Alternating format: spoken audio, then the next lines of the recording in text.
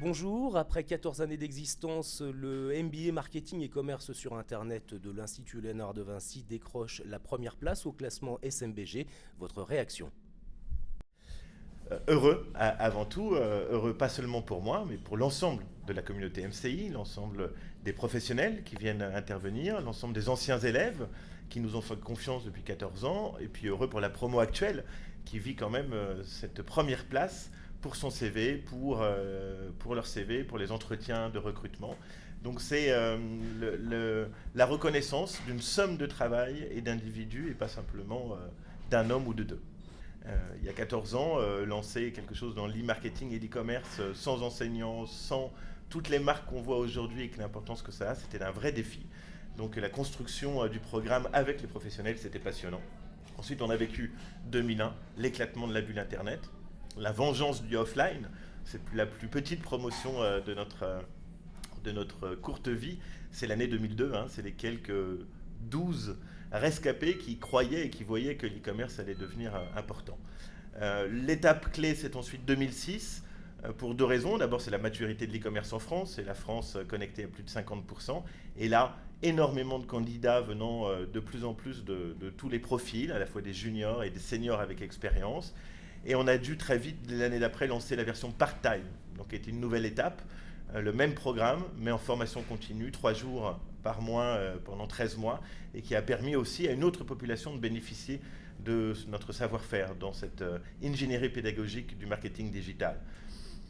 La prochaine étape, elle est en ce moment, évidemment avec ce prix, mais aussi sur les changements de programme, avec l'importance du mobile et des tablettes. Donc là, il faut quitter le PC pour aller de plus en plus vers cet Internet invisible dans des objets connectés, de la télévision au mobile en passant par le frigidaire. Et c'est les prochaines étapes pour le MBA MCI que d'anticiper ça et de trouver les pionniers et les retours d'expérience surtout.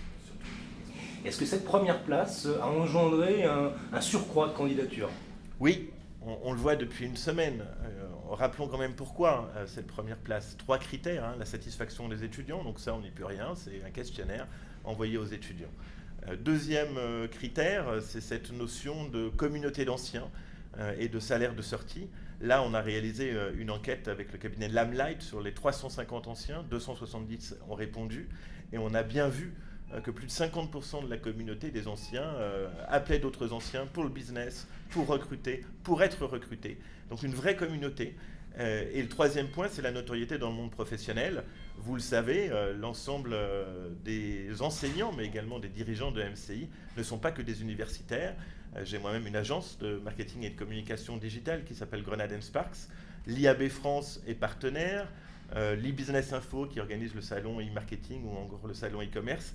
Donc énormément de partenariats avec des acteurs réels de ce petit monde, de cet écosystème qu'est l'e-business, donne évidemment ces 3 critères d'excellence, puisqu'on est le premier, on peut le dire. Les prochains défis demain?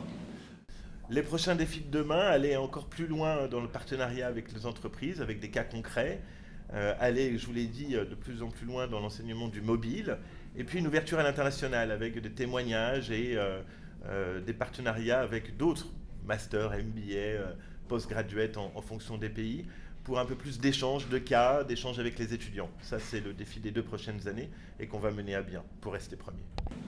Vous avez des noms à nous donner? Pas encore. Mais pas simplement les États-Unis, l'Asie nous intéresse, à la fois l'Inde et puis le Japon ou la Corée. Bien sûr, le continent nord-américain est intéressant parce que pionnier et novateur, mais n'oublions pas que l'Asie, notamment avec le mobile, a un train d'avance. Et puis les pays émergents, on peut être très surpris qu'au Kenya, des transactions monétaires par téléphone portable se réalisent dans des pourcentages non négligeables. Et là aussi, aller chercher les pays émergents qui vont prendre le mobile comme un saut supplémentaire sans passer par l'Internet PC est important pour MCI.